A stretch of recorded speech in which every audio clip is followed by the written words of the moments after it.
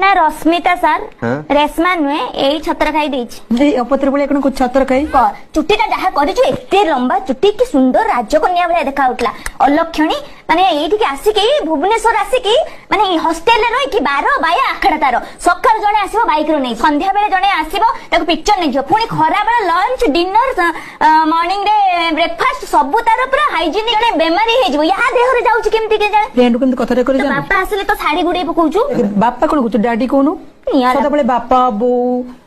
जेज आपन छोट बेलू बापा को डैडी मम्मी डाकंती मो टिके स्पोकन इंग्लिश ओरिएंटेड मो एक्चुअली ओडिया कहयो को लाइक करिनी हां हां ओडिया मीडियम